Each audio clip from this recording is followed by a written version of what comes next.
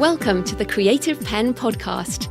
I'm Joanna Penn, thriller author and creative entrepreneur, bringing you interviews, inspiration, and information on writing, publishing options, and marketing ideas for your book. You can find the episode show notes, your free author blueprint, and lots more information at thecreativepenn.com, and that's Penn with a double N. And here's the show.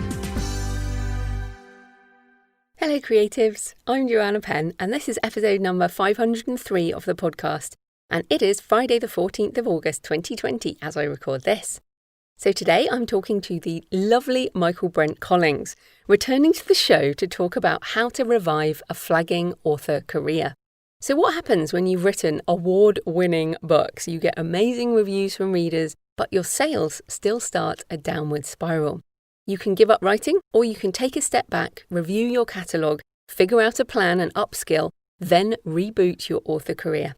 And in this episode, Michaelbrent shares how he ended up delivering pizza to support his family, and there's no shame in that. It's just incredible to do anything to support your family because sales had stalled, and how then he reinvigorated his author career, taking his book sales income and reader engagement to new heights. It's very inspirational and practical and a good kick in the behind if you need it.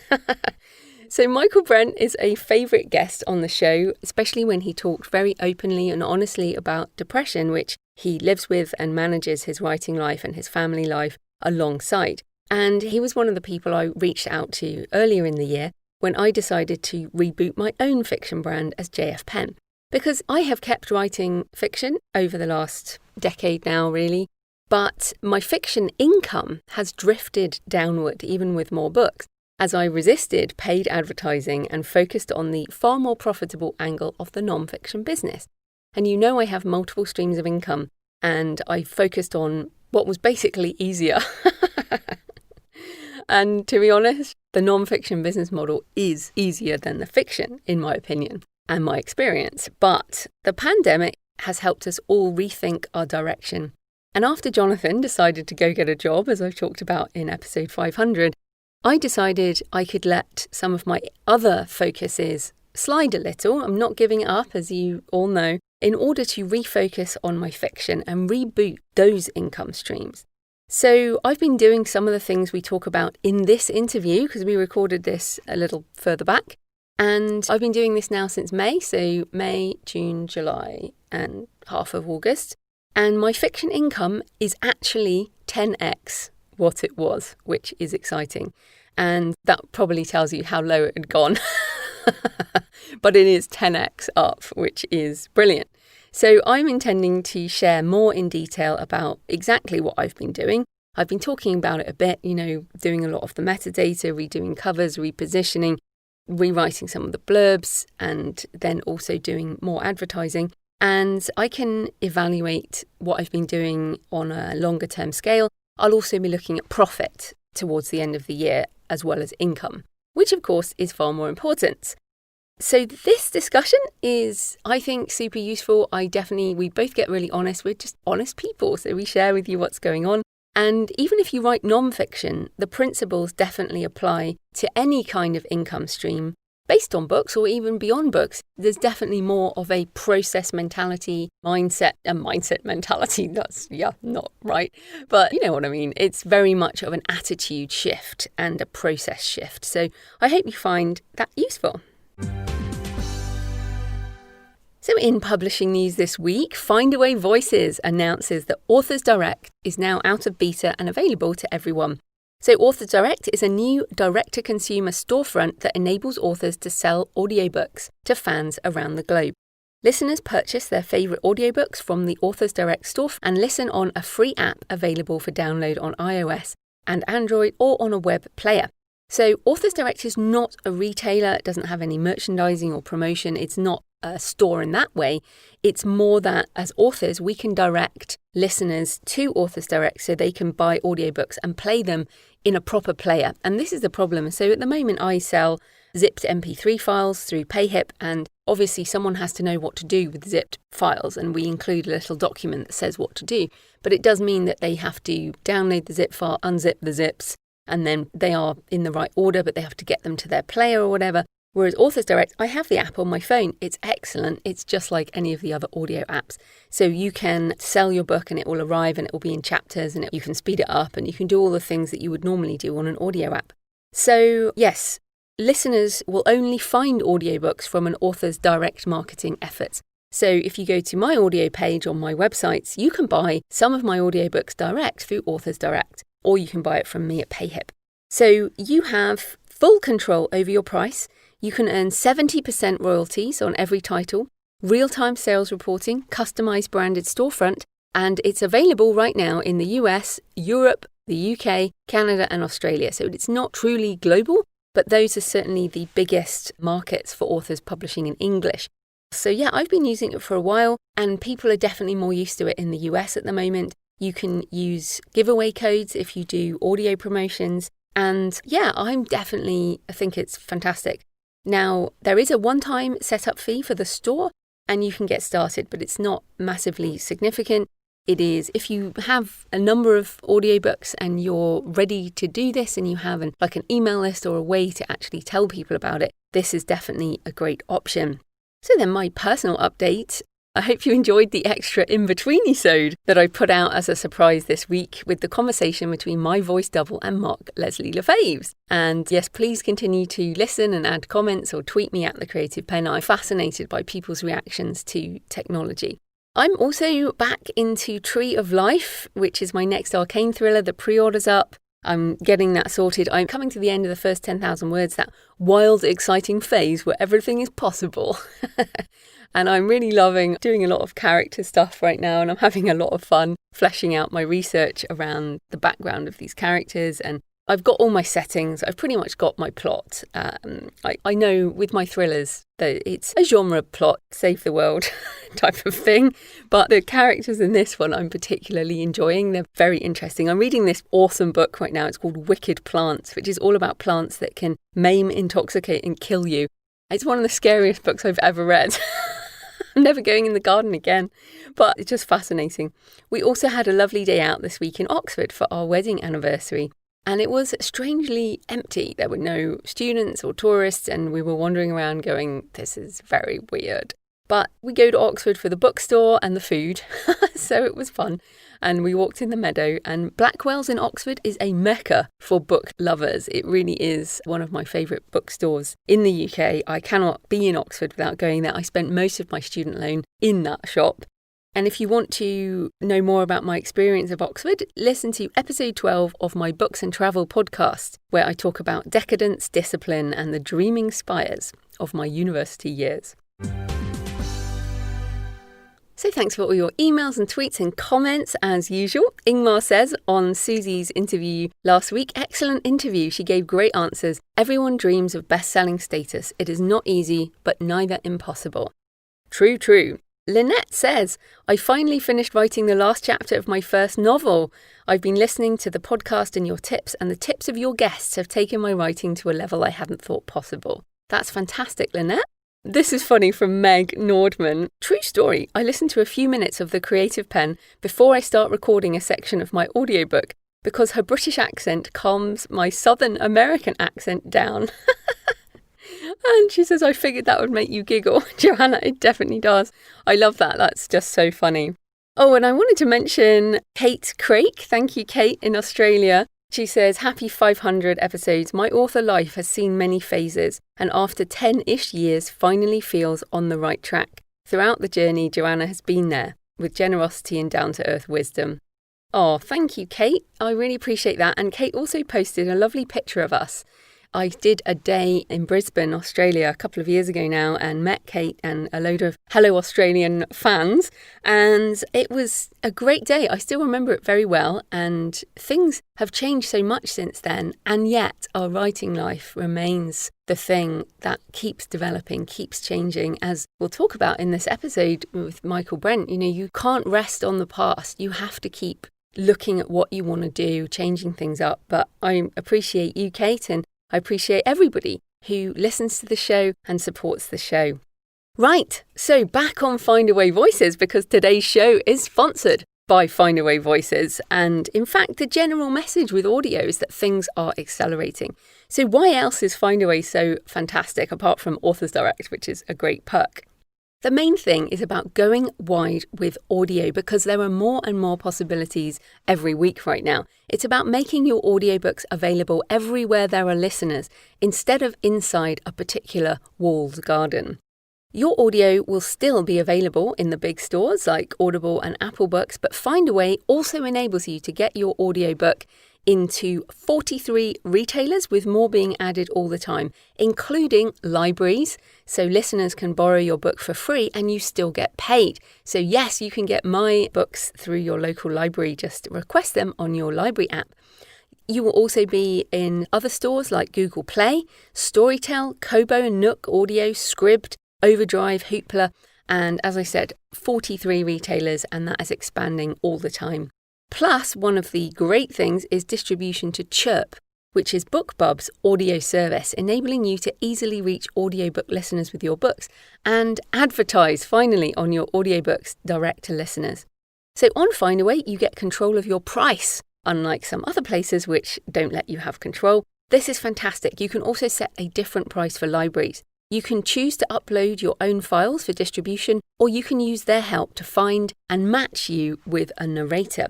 So I've been using Findaway for a while now, and I've just been loading up my files. But with the Map Walker series, I've been really struggling to decide on a narrator. So I went with Findaway's help for this one. All I had to do was fill in some forms about my book preferences. So for example, I wanted a British female voice. I basically want something like my voice. And they sent a whole load of samples for me to listen to, and I found someone I really like, and that is now in the contract phase and will start the process soon. So it's all very exciting. And you guys know I only work with podcast sponsors who I actively use and ethically promote myself. I love Findaway. I really am one of their super fans, and I hope you will take back your audio freedom and check out findawayvoices.com today. So this type of corporate sponsorship pays for the hosting, transcription and editing, but my time in creating this show is sponsored by my wonderful patrons. Thanks to everyone supporting the show on Patreon, and thanks to everyone who can continue their pledge at this time. I do appreciate that many of you have had to cut back, and it is a really difficult time, and I still appreciate all of you who listen and spread the word about the podcast amongst the writer community. I know there are lots of ways to support the show. Thanks to new and returning patrons this week: Lisa Ortigara-Crago, Stephanie King, Katrina Geese-Dixon, Jennifer Summersby-Young, Thea, Zoe Sadler, CJ Edmonds and Lisa Coolman. I really appreciate your support on Patreon. It demonstrates you enjoy the show and want it to continue. And of course, you can support the show with a couple of dollars a month, less than a coffee a month, or a bit more if you want to be generous, and I do drink a lot of coffee. You'll get the extra monthly Q&A audio, which I'll be doing over the next couple of days, probably. It might even be out already. And you'll also get the backlist plus 10% off my online courses, including your author business plan. You can support the show at patreon.com, patreon.com/The Creative Penn. Right, let's get into the interview with Michaelbrent. Michaelbrent Collings is an award-winning and internationally best-selling horror novelist and screenwriter. His novel, The Deep, was a finalist in the Bram Stoker Awards and is one of my favourite horror novels. And Michaelbrent has been on the show several times. We've talked about writing with depression, as well as writing fast and writing horror. Today, we're talking about something very interesting, which is rebooting your fiction author career. So welcome back, Michaelbrent. Thank you. It is always such a pleasure to be here. And I know that's sort of the standard tritism, but I just get such a big smile when I get to hang out with you. Oh, yeah, we have a good time. And I think also part of the reason I have return guests, obviously we get on, we've never met in person, we get on well. But I also feel like with each return trip, one can be more honest because your personal friendship develops over time as well. So I feel like we're just getting deeper and deeper. Yes, you'll be hearing all about my hemorrhoids today. Okay, so today, changing the subject. So we are talking about something really interesting, and why I wanted to talk about this to set the scene to people listening. So I reached out to Michaelbrent a couple of months ago because I write fiction, and I feel like over the last few years I've let that slide. I've let the writing slide. I've definitely been writing the fiction, but I have not been doing a great job at marketing the fiction, and my fiction income as a percentage of my overall income was getting less and less. And I needed to pull it back. I was feeling pretty depressed about it, miserable. Not depressed, sorry, in a depressed sense. I was miserable about it. And I was just like, okay, I need to do something. And I heard you talk about this on, I think, the Six Figure Author podcast, which is fantastic. And so I reached out and you've helped me. So we'll get into that. But let's start with your situation. So a few years back, you had this kind of crisis. So tell us about that time and how your career stalled. Well, it did. I mean, when I say stalled, a lot of people are like slowed down, but I'm talking about you're flying in a World War II prop plane and the engine stops. That's the kind of stall that I was in. I was still writing as well, but I had a combination of physical and mental health problems and then changes in the marketplace. Amazon became much more of a pay-for-play kind of a playground to work in. And all of that combined to make me say, hey, I'm going to join the fast-paced and interesting world of pizza delivery. And it was just like I had to pay bills and I had to take a second job, which was my closest thing to having a grown-up job in a decade. So it was a really tough time on a lot of levels. And I actually went so far as to say, I'm retiring. It wasn't like a woe is me, please pity. I just wanted to kind of let the 3 or 4 people that I still thought were out there kind of know I can't do this because I got to take care of my family as my priority. And a couple people reached out and said, no, that's not okay. One of them being you, and I got such terrific help from you as well. And so what I did is I backed off for about 2 months and I threw myself hard into the study of areas that I'd been missing. So as a result of that, I didn't really reinvent myself, but I certainly tightened up as many of the loose points in my business as I could, because this is a business. If you're an indie, you're a business. You're not only an artist. I don't see myself as an artist at all. I'm just like a guy who makes hamburgers, and my McDonald's franchise was failing. So I had to back up and figure out why. And since doing that, I've seen a huge increase. I mean, my mailing list alone has gone from a couple of hundred to tens of thousands in the last year.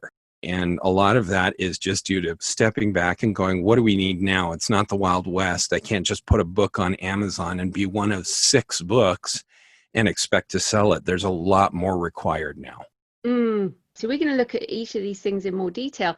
But I think you mentioned they're stepping back, and that assessment is really hard. And I certainly, I put myself out there every week on the show and I'm like, oh, I'm meant to know how to do this. And this is really hard. Why is this happening? But also I found as I talked to you that I had a lot of self-doubt about even my ability to write. And that perhaps I just wasn't a good enough writer to make it. And it's very hard for me to say this stuff out loud, but I really had that. And I wonder, can you talk a bit about how were you able to be honest with yourself about what was wrong and change the mindset around what you could do, I guess? I think that's a great question. And it really applies to most writers because we've talked, and I think the world of your writing. You're one of the people that, like, I've recommended numerous of your works to my friends. I love your map series. So good. And so when you get into something where it's not working the way you want it to, you're not selling or whatever, the first thing that we go to, I say constantly, artists in general and authors in specific are the weirdest mix of narcissism and self-doubt and cripplingly low self-esteem. So when your narcissism is failing you, like we think we've got these wonderful works in us and they're not selling. So we revert to that self-esteem problem and we go, well, it must be my writing. And sometimes, let's be honest, it's a craft and it's a tough one. And you can't just kind of go, well, I'm going to be really good at it. You have to put the time in. But lots of great writers don't make it. And part of that is not their writing. Most of it now is business stuff. It was fairly easy for me to step back once I received encouragement, because even I was like, well, my work sucks, so I'm going to do something else. And it was very helpful to have external validation from people who emailed and texted and said, this is not okay. Figure out what you're doing and do it better and keep writing. So that was an important first step. But beyond that, part of what made it easier was my goal is not to be known as the king of a genre or the best writer in the world. My goal has always been to take care of my family. If I have that kind of an externalized goal, it's less about me. It's me stepping back and going, okay, personally, this is just personally the best sort of monetary income potential that I have is through my writing. So what do I need to do better so that I can get my real goal, which is to put food on the table? And it took a lot of the ego out. So I could look at my covers and say, yeah, these really are sucky. I mean, I've gotten some feedback and they're not very good. And I could look at the kind of marketing I was doing and going, this is 5-6 years behind the curve. Everything's different. And then beyond that, I really rediscovered something that's true of authors, I think, is we get to be professionally ignorant. We get to be curious and stupid in a way that most adults can't be. So I could sit there and go, wow, what do I need to learn? And instead of being depressed, I found all these great courses and so many free things on YouTube. You know, you can sit there and go, fantasy book cover, how to make one on Photoshop. And there's 8,000 different videos pop up, and some are helpful and some aren't. But I was able to dive into this fascinating world of things that I don't know. And to date, I mean, I'm doing this podcast, and after this, I'm going to go shoot a funny little book commercial because that's what I do for all my releases, and I have an upcoming release. And I never would have thought of doing that or been able to do it 6 months ago. And I'm tickled pink that I'm going to go and put up a green screen and shoot video and put backgrounds and do all the fun stuff.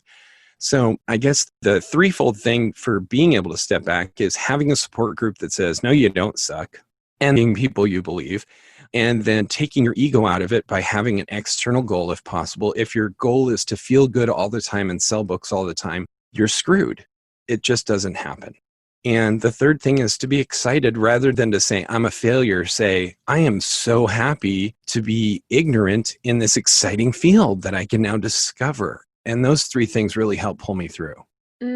That's great, actually. And in my head, I can see your old cover for The Deep. And I think I particularly emailed you about that because I absolutely love that book, as you know. But the old cover was just really bad. And your new cover, it just was, well, I think it's like you said, it was something out of a decade ago when the covers were, you know, less professional. And then the cover that you now have on The Deep, I think you've still got it with the boat reflecting with the skull. I just love that cover. It's amazing. Now, what's so interesting with your covers is that you learned to do this yourself, which generally is not recommended, right, for authors. Right. But you seem to, I mean, did you just learn how to do these incredible covers, or were you already sort of visually interested? Because I think your change has been humongous in that area. Well, I'm glad I'm getting better, that's for sure. Because you were one of the first people, you said very nicely, but like, one of the big problems is your covers are terrible. I was able to channel that self-esteem in a practical fashion, which is to look at my work and go, it sucks and I'm terrible. And then to channel my narcissism to go, but I can do it.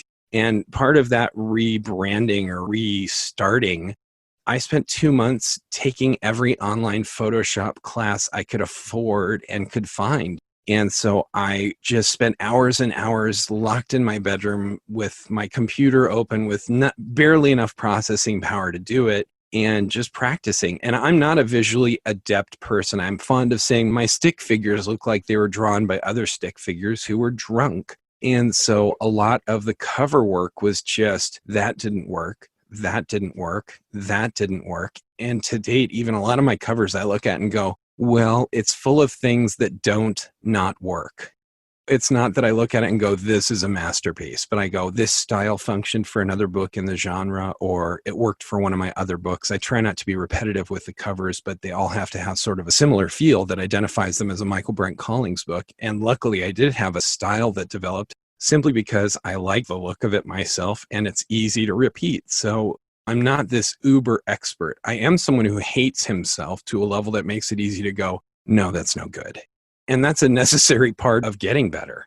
Well, maybe not that extreme, but there are, No. you know, I think having some healthy skepticism around one's ability. But I don't do my own covers, and it's not something that I'm willing actually to upskill on. But how many books do you have now? Because I feel like that was part of it. Because if you've got that many, how many books do you have? Around 40. I honestly don't know. I'd have to go count. Yeah, so that's the thing. When you've got so many books, you're then looking at the investment of time and learning a new skill versus hiring someone to recover a lot of your backlist. And if anybody's not in my situation, man, hire somebody. And part of it, like I said, it had tanked and I had these health issues. And so I couldn't afford to. I didn't have the $300 in my pocket. It was like I could take that, but then my kids would be eating rice for the rest of the month and I wasn't willing for that. So that's the sweat equity moment comes in. And I had the time, not that I had extra time, but I went, this is important. And again, it's sort of like if you've got a decent job, but you're like, if I have to go to school to make extra money to get a master's degree or a PhD to get ahead, then people do that all the time. So I was working this for real. It was a pizza job. And I'm not ashamed of that because I fed my family with that money. And at the same time, I was going, I don't want to do this forever. So what classes, what grad program can I enroll myself in, a self-designed one, and fix these problems? And the other thing you mentioned, you said that your marketing worked like 6 years ago or something like that. So what were you doing that stopped working? A lot of it was just low maintenance stuff. I mean, it really was. I was not like one of the first people in Kindle. And I was up there in the early-ish days, and there was so much less competition that you got a lot more word of mouth involved. And it wasn't like I had a fan base, but I could reach out to people, bloggers and things like that, because they were new too, and say, can you look at this? And they would, because there was a dearth of opportunity for them. When the book blogging situation all kind of started, Random House and Dell and Penguin and all the places that are no longer around, they didn't come knocking at these bloggers' doors. So I could go to them and say, I've got a book, and they'd say, I'll take it, because they needed books. So it was like that. I did a lot of BookBub stuff, and I still love BookBub, but even that, the return on investment sort of started to drop off as the market became more saturated. And so now I have a much more comprehensive marketing plan that doesn't rely on one or two things. There are bigger parts of it, but there's 24 things happening at any one time that hopefully will keep my eggs from dropping out of a single basket. So, and we'll come back to the marketing in a minute. Just back on the books themselves. I've read a number of your books and that they are excellent. And then you change the covers. Did you have to update any other metadata on the book? So did you redo categories? Did you redo keywords? Like, did you actually go through, or the blurbs even, did you go through and do all of that at the same time? Because this is a big amount of work. Yeah. And yes and no. I mean, I've updated almost all of my old work, but I didn't do it all at once. And most people don't have 30 or 40 books they're dealing with, but they do have an outside job, and they do have family responsibilities or church or charities or whatever people are interested in. And don't give those up. If you're going to be a writer, one of the best ways to be a writer is to live a life and to have an enjoyment of being around other people, because you'll want to share naturally and it'll keep you going. So I updated them over time. And that actually helped a lot because my fan base was growing. And I was able to say, hey, I just redid the cover for the ride along, and I put it up on my Facebook fan page. What do you guys think? And I got input, and then I listened to it. So it was like, move the lettering around. That's a great idea. The book that's coming out August 18th is called The Forest. And I went through 3 or 4 iterations that were all pretty close, but I got very helpful input from my fans. And that made them more appreciative. So every time I do an update, and I'm still updating, some of them have been through 2 or 3 iterations since I rebranded or restarted. And every time I put it up online and say, what do you guys think? And so that has been part of my marketing process. And it makes it a much more natural and an easy thing because I can do it to take a break. I'm tired of putting words on a page. So I'm going to do some cover work. I'll share it with my fans. Same with metadata, with the descriptions. It's all been updated. And now there's a much more, if you look at most of the descriptions, they have a much more, again, kind of a voice to them that is similar from book to book. And I found stuff that worked over time. And if it ain't broke, don't fix it. So I have done all of that, but doing it all at once is a monumental task. And I wouldn't do that given the chance. I mean, parse it out. This is a marathon. That's the nature of the business. Absolutely. I'm just redoing a trilogy, and obviously it's easier with series, but this is another thing because you write in horror and most of your books are standalone, aren't they? Yeah. I'm getting a little more into series work just because I wrote a book called Strangers 7 years ago. And then I had an idea and realized it was the sequel. So I put it out and I was like, man, I've never done series really. I've done a couple, but they've never been big hitters. The exception being the Colony Saga, which was a big seller. And that's a zombie series, but that's sort of seen its day. So I put out this second book, kind of, let's see if I can make it work. And the response has been tremendous. So I'm putting food on the table. So I immediately went, where's the third book going to come from? And I think I'll be hanging out with that series. That's called the Stranger series. And I'll probably do a standalone and then a stranger book and a standalone and a stranger book. And I'll do that as long as people are interested in reading those stories. That's great. And I got to say on the zombie thing, the zombies will be back. Oh, yeah. They Zombies never never quite go die, away. right? Yeah, exactly. They are the undead. I go through phases of reading zombie books, like Jonathan Maberry's series, Oh, Rotten Ruin so series. fun. Oh, I love it. And he's just got another one out on that next month or something. And then Yeah. I'll be like, oh, I'll be back into a zombie phase, you know? Yeah. That's the thing, too, that it's good for your authors and listeners to know. For Joanna Penn, and for me, for sure, but I suspect for you, it's like, I'm not really getting into zombie fiction, but just because the market's oversaturated, if I find a good one, I'm not going to go, oh, zombies were yesterday, so I'm not going to read this Mayberry title, because I know Jonathan, I like Jonathan, so that certainly helps. But beyond that, he's a darn fine writer, and so if he writes a zombie book, I'll probably go, I'll pick that up. So just because you have a story that fits into a dead genre, as indies, we are not so beholden to the trends. And if I have a rad zombie story that I can push, I'll push it. And you don't have to worry quite so much about that. And I want to write a zombie book one day, but it's one of those sort of subgenres of horror where you can't just do the same thing. Like you have to have something original. So in my mind, at some point, I'll do my zombie book, but I haven't got one yet. One day, one of these days. But coming back to marketing, so you mentioned a comprehensive marketing plan. Obviously, we're not going to go through all of that, but one of the things you did say was about the email list. So how did you start growing your email list again, and how are you using that? So I've grown it in a number of ways. One is Facebook ads and online ads of that sort. Facebook, I've gotten a real kind of system down that seems to be working quite well. And whenever I feel like calling my email list and adding new people, I can use that as sort of a backdrop that it's there all the time. I'm always putting people on that way. There's a lot of organic entries. I'm getting more people signing up daily on my newsletter than I used to get in 6 months, like a couple of years ago. And that's really nice. And part of what I'm doing, the other part, as far as not just trying to grow it, but the people that I have, I'm giving stuff to them. So it's not that I'm emailing them and saying, here's a new book out. I'm emailing them and saying, I've got all these lists of free and 99-cent and Kindle Unlimited books for you. Check these out. And I do giveaways all the time. I think I've given away 4 or 5 Kindles in the last month, something like that. And every time I do a book launch, I get proof copies and I order a limited number of them and I number them and sign them in beautiful gold ink across the front. And I'm like, these are collector's items because frankly, proof items or proof books have screw ups. And so these are going to be, messy, irregular copies. If you buy irregular clothing, you're kind of ghetto. If you have an irregular book, it's a treasure. It's that buffalo penny without fourth leg on the buffalo. And so people really like that. So what I'm doing is I'm sending a weekly and sometimes more often email to people. And I do not offer as the main thing a Michaelbrent related thing. I do my best to offer them something for them.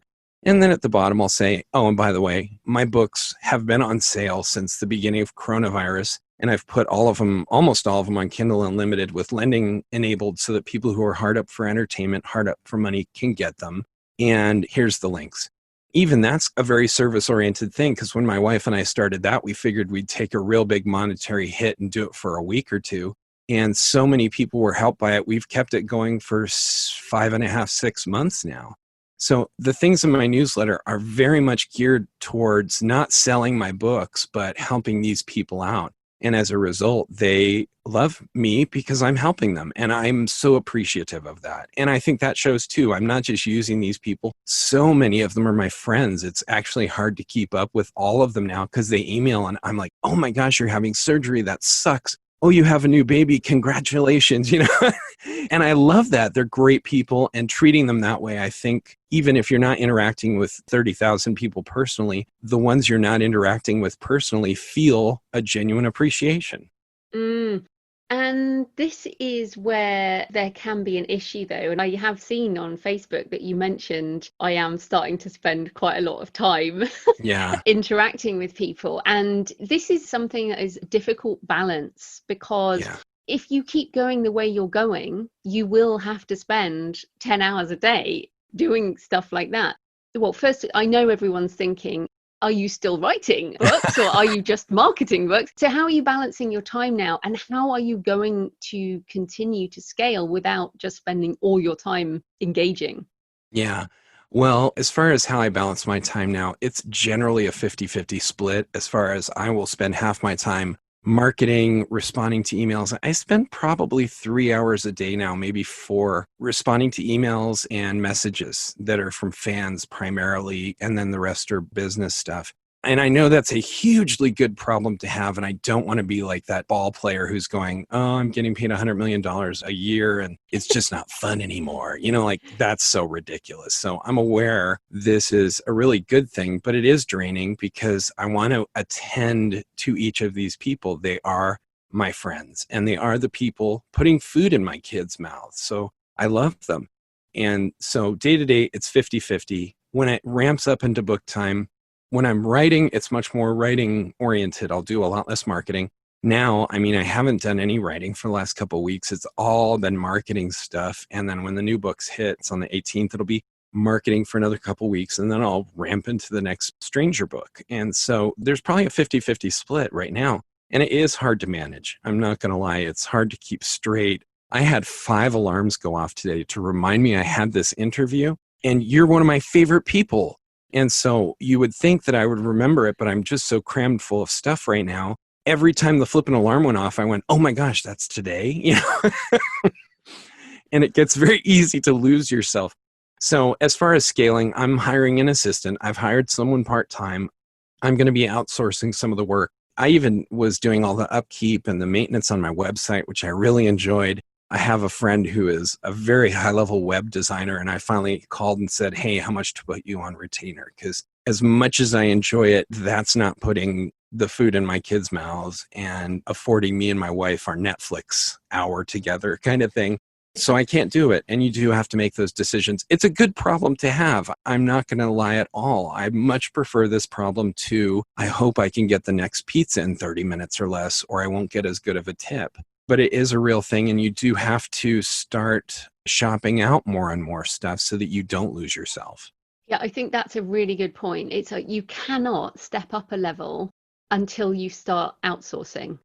It's impossible for one person to do all of this at a level where when you've got as many books as you have and you're building a bigger business, like bigger businesses need help. But it's very difficult to get over that mindset shift, isn't it? Certainly as an independent creator, to go from I can do everything the best to I need to hire someone. Like, what was there just a tipping point of I don't have any time? Yeah, and that's what it came down to. And it wasn't just time, but you kind of look at, when you kind of get the whole thing settled where I am a business, you start making easier decisions based on money. So 3, 4, 5, 6 years ago, even when I was doing okay, I would get something in my attention that was like, this is $100, it'll help your business. And I wouldn't do it because why should I spend $100?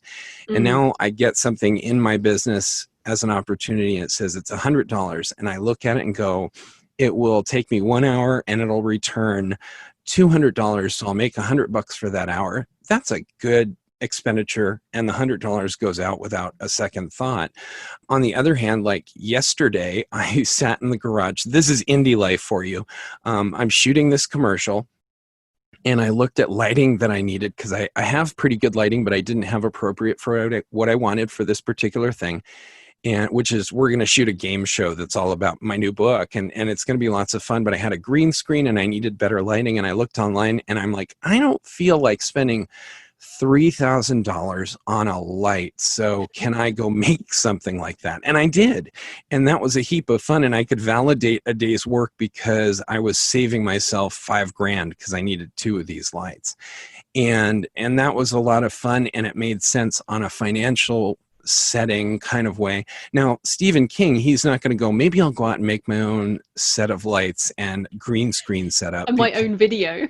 Yeah, other people are going to do that for him. And if he's going to be a piece in it, like I'm going to be an actor, I do all these little commercials whenever I have a book come out, and I'm one of the actors, and Stephen King might show up on set and they go stand there and make a face, and he does, and he walks off because he's got a whole support system. And if I'm that big, you can bet that I will not be in my garage putting together 2x4s to hold lights together, you know? But right now I can, and I like it, and that's a real gift and a pleasure, and I'll enjoy it until such time as I can't afford to do that.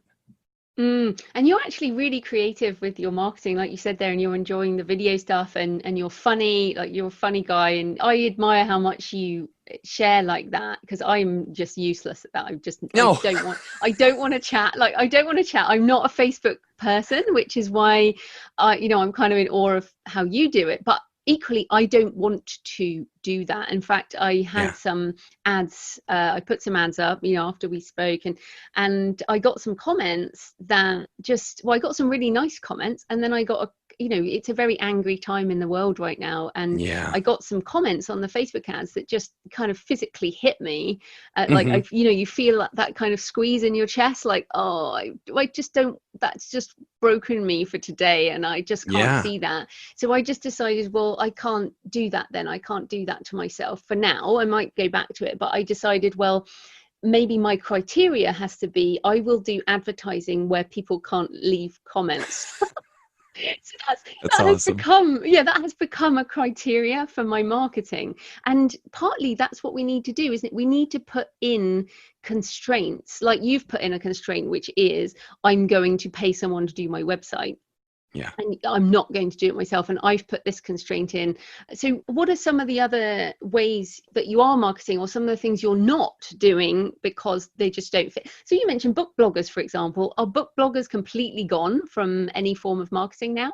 They call themselves book reviewers now. It's the same thing, but they're, it's a big site that's dedicated to stuff they read. And I just spent last 2 weeks emailing these people. I have a spreadsheet of like 400 book bloggers that work in horror, and another couple hundred in romance, because I do that occasionally, and another couple hundred in sci-fi.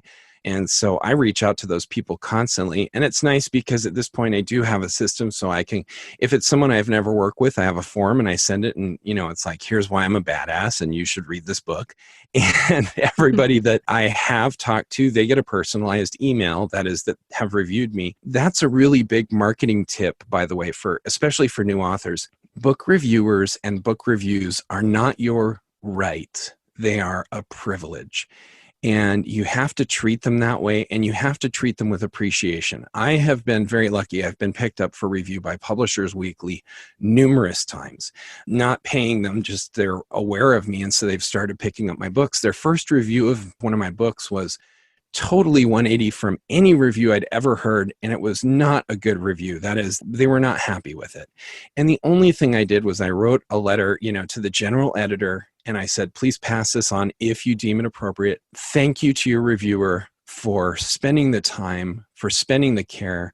Their review was thoughtful. Whether I agreed, and I didn't say this, whether I agreed with it or not, that was something they did for me. They allowed me to take up space in their mental real estate, which is so limited these days.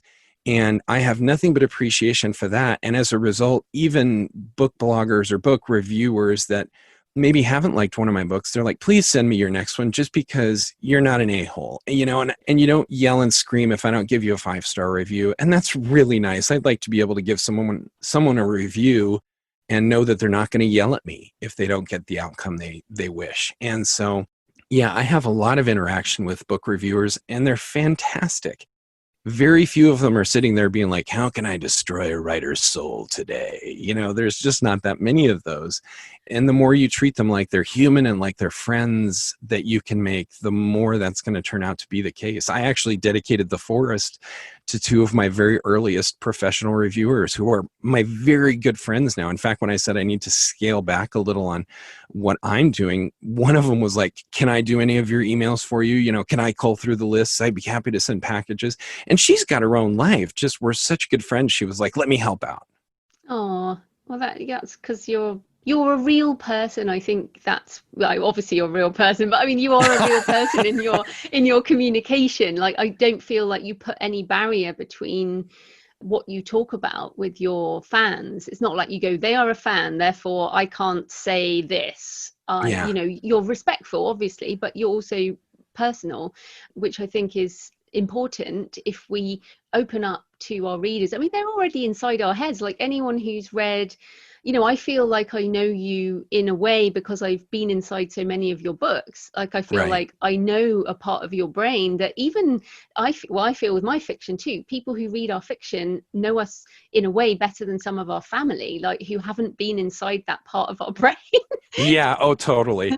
It's Yeah. like a weird thing, right? And that's where our readers are. Like the readers who love our books, they know us really pretty well, even though we Yeah. think we're being separate. They actually know, they can read through our fiction into ourselves. Does that make sense? Oh, totally. In fact, I'm playing a video game and I won't name it, but I like video games in my off hours, and some of them are just stunning examples of stories. So I can actually feel really good playing it because I'm picking up story stuff. So I'm playing this major video game that's been released not too long ago.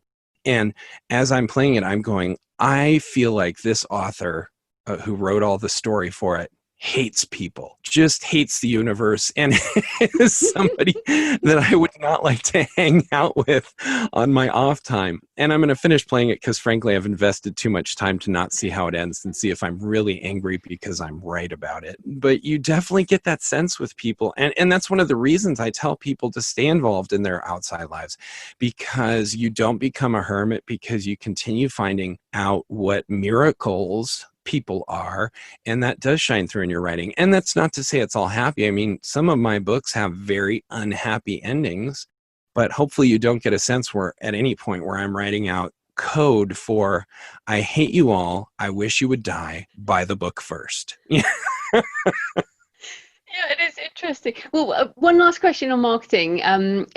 Paid advertising is a huge part of most authors' lives right now, and I dare say you weren't doing that much of it before. Right. But what are you doing now? You mentioned Facebook. What else are you doing? I'm doing Facebook primarily. And again, that's just because like you, it's a niche that I found works for me. And I get those comments too, and they are gut punches. And some of the hardest ones are like where they comment on a problem with your book and you feel like writing back and going, you're right. I'm sure you're 15 living in your mom's house, and I'm only a professional who's been doing this for 10 years. Thanks for pointing that out. I missed it. It's like you get really snarky in your head, and it's hard not to respond to those. So I totally sympathize with anybody who's frustrated or who just chooses not to do it. That said, the ads I'm running get a terrific return on investment. I do Amazon ads, and the Amazon ads, I've noticed an interesting thing, which is I don't necessarily get a great return on investment on them, but when I turn them off, my Amazon income dips to a much greater level than one would expect. So say I'm making a 5% return on investment with my ad. If I turn it off for that book, I will take a 10% dip. And I suspect, don't quote me on this, and I don't want Amazon to be mad or anything, but they've got algorithms that are very complicated. A huge part of it is devoted to the user experience, because that's how they get money. And everything left over that's not user experience is not towards authors, it's towards getting money. And so I have a suspicion that part of their algorithm that determines if they're going to push a book or not is whether the author is investing in them. So I make sure to spend quite a decent amount of Amazon money every month. I spend thousands of dollars on Facebook. I do BookBub ads, and I spend a lot just maintaining the mailing list. I mean, you get to a certain point and it's like the mailing list monthly cost at this point is more than my entire marketing budget for 2011 kind of thing. But again, that's a good problem. And it is weird because when I started, I was getting 10,000% return investment on every dollar I spent. But the question becomes, do you want 10,000% return investment on $1? Yeah. Or do you want a 10% return investment on $250,000? And if you do the math, the $250,000 makes more sense. It is not a good idea to just jump into Facebook or Amazon and say, I'm spending $20,000 this month, because you're going to lose your shirt. There is definitely a building process. And basically, so far in the last couple of years, every 8 to 10 months, I have essentially doubled my marketing budget. And each time the return on investment goes down slightly. So my first time it went from 10,000% down to 100%. And then it went down to 95% and 90%. But it's still an amazing ROI, and I still continue scaling up, and that puts, again, more money in my pocket that I can invest in stuff that most matters to me, which is family and being able to give back. One of the wonderful things about doing the giveaways, I mean, I spend hundreds of dollars a month on these things, and I love doing it because it feels good to give stuff to people who have given so much to me. And on a marketing angle, you're building your brand and, Yeah. Loyal fans. Yeah. There's that as well. Yeah. No, well, listen, I tell people there's nothing wrong with getting something. I mean, a good relationship is where you both value each other equally. And if you have a good nodding relationship with the guy at the store and he has a good nodding relationship with you, that's fantastic. And I'm giving stuff to my audience and they're giving stuff to me. One of my best friends my whole life was a guy that punched me in the stomach the first day we met. We did not get along. And then 2 years later, it was in high school and I was really scrawny. And I called him up and I said, Chad, I know we don't like each other that much, but you are sculpted. Like, you are a big, yoked, muscular guy. And you actually have girls looking at you, which I don't. Teach me. And we went to the gym, and by the end of the week, we had this relationship that was centered on working out, and we were best friends. And we each got something from each other. I started tutoring him in Spanish because the dude couldn't remember how to say fork in Spanish to save his life. And so it was a mutual receipt relationship. It was a win-win, and that's great. So I really like my fans. I really enjoy being with them and interacting with them, and that is a win for me. They pay for my books. That's a win for me. And in return, I hope I provide them entertainment and a smile. And like, I did an isolation journal on my Facebook page that was nothing but a couple sentences every day of a person isolated, devolving into radical madness. Like, I was convinced the coat rack was trying to kill me. I ended up in a different dimension where someone had replaced all of my family with exact duplicates. And I got constant emails saying, thank you. Everything's so hard. I needed to smile, and I can always look at your page and smile. And so I want to give them that. They want to give me back their appreciation in various different ways. And it works. And I'm grateful for it. And I hope they are too. Well, I read your lockdown journal thing. So it's very cool. So last question, because this is the thing. I mean, we both hit this kind of moment in our author lives at different points, obviously, but we want to keep going with this, right? So the likelihood of things changing, well, it's like 100%. Everything's changing all the time. So how are you making sure, like, what processes are you putting in place or checking in things are you doing so that the same thing doesn't happen again? Part of it is just being more aware, I think. So, if I hear a word that I don't understand that is in a marketing blog, I follow that. So I got an email from a publishing company saying, we'd like to publish your book. And it's a book that's already published. So usually when I get an email like that, it's from a publisher who's like, hey, can you turn us over the rights and we will screw you to the wall? And my polite reaction is usually no, thank you. But I always look at them. And this was something I'd never heard of. And I looked into it. And it turns out it's like a $37 billion company in Korea. So it very much changed my tone towards them, obviously. And I actually had to say no because I can't give up the rights to this book. But I said, there's other things. Let's continue talking. And it opened my eyes to this whole kind of industry that's very big overseas in Asia, especially, of really short chapters that people read on their phone. And they pay by the chapter. So if you like chapter 1, you pay 5 cents for chapter 2 or whatever it is. And I was like, that's the coolest thing ever. And you can bet that's on my radar. And so every time I see a friend who's on a book review site, I check it out. Every time I get lots of marketing stuff on my Facebook feed because of, Facebook being creepy and knowing everything about me. And I click most of them. And I don't have necessarily an intention to enroll in that course, but I don't know, 2 or 3 times out of 10, I find out something I didn't know. Maybe I'm not taking the course, but gosh, I didn't even know that was a thing. And that'll be on my radar for the future. So I've definitely developed sort of more of a business awareness and a constant curiosity. And it's worked out because I know you're really big into taking care of yourself as an author. And it makes it a heck of a lot easier for me to validate an hour of workout a day if I can say I am listening to podcasts or watching YouTube videos while I, trudge along on the elliptical. And that's helping my business. So this is part of my workday now, and it's impacted my health because of that. So the more I'm aware of those things, the more it actually helps not just my business, but my state of mind, my curiosity, my physical level. It all improves. That's great. And yeah, being kind of endlessly curious and improving incrementally, these are the things. And I guess also not taking your eye off the ball. Like I definitely did that in favor of other things. You know, my overall income was going up. It's just the percentage that was fiction was going down. And I'm really grateful for your help. And yeah, you're just fantastic, Michaelbrent. So I really appreciate everything you do, and I love your fiction. So I really encourage people to check you out. Where can they find you and everything you do online?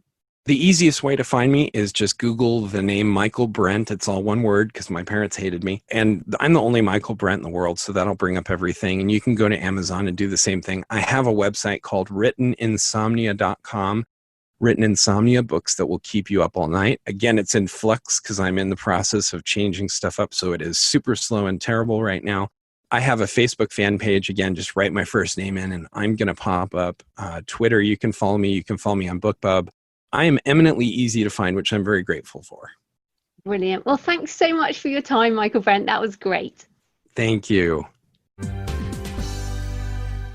So I hope you found the interview with Michaelbrent useful and that it gave you some ideas for boosting your author career wherever you are on the journey. And I will update you on my own fiction reboot in my annual roundup at the end of the year, as these things take time to grow. And as ever, please tweet me at The Creative Penn or leave a comment and let me know what you think of the episode or your tips for rebooting your author career. So next week, we're talking about how to write narrative non-fiction with Matt Hongold's-Hetling, which is a fascinating chat about the type of story that just happens to be true. So happy writing, and I'll see you next time. Thanks for listening today. I hope you found it helpful. You might also like the backlist episodes and show notes, available at thecreativepenn.com/podcast. You can also get your free author blueprint at thecreativepenn.com/blueprint. If you'd like to connect, you can tweet me